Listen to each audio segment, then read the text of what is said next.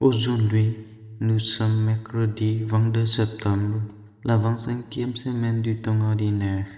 Jésus a envoyé ses disciples en mission à travers les routes, les villes et les villages. Par notre vocation chrétienne, nous sommes nous aussi envoyés dans le monde, en témoin de cette espérance qui nous fait vivre. En cette nouvelle journée, nous nous tournons vers Dieu dans la prière et nous lui demandons la grâce d'être envoyé au nom du Père et du Fils et du Saint-Esprit. Amen.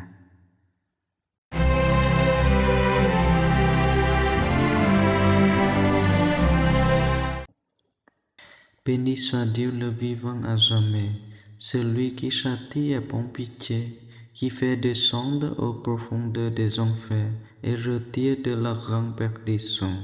Nul n'échappe à sa main. Rendez-lui grâce, fils d'Israël, à la face des nations, où lui-même vous a dispersés. Là, il vous a montré sa grandeur. Exaltez-le à la face des vivants, car il est notre Seigneur.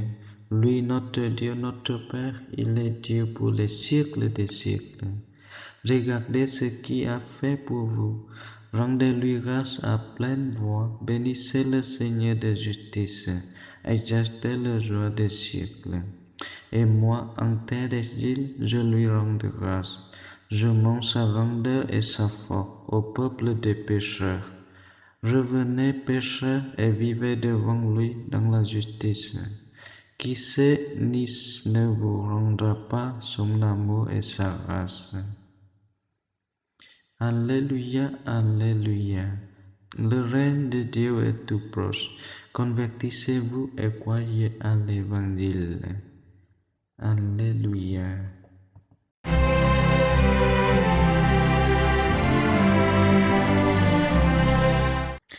Évangile de Jésus-Christ selon Saint Luc.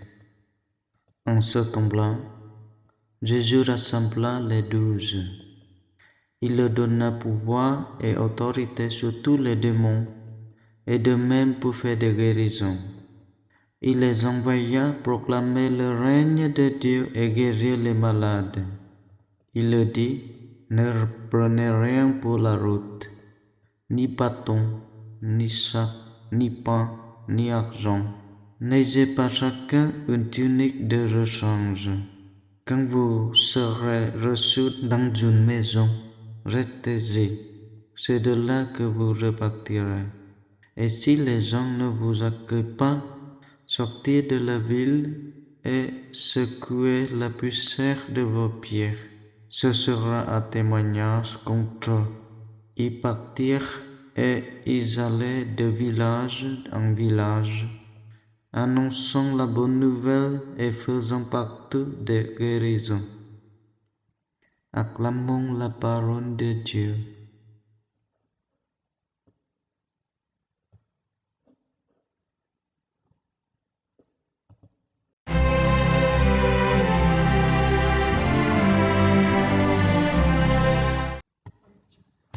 Jésus envoie ses disciples en mission. Je contemple la manière dont il s'adresse à ses disciples. Sur quel ton il leur parle.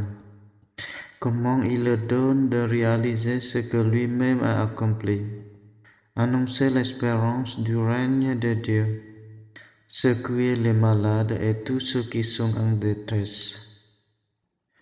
Je médite maintenant sur la figure des 12. Leur visage, la diversité de leurs conditions, de leur parcours de vie et de leurs forces et faiblesses. Et je me laisse humblement à leur côté. Comme eux, j'ai reçu des dons pour témoigner de l'espérance du Christ pour notre humanité.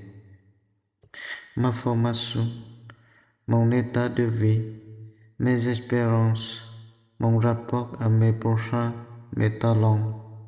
Si vous n'êtes pas reçu, notre vie chrétienne engagée dans le monde peut ressusciter interrogation, méfiance, voire l'opposé.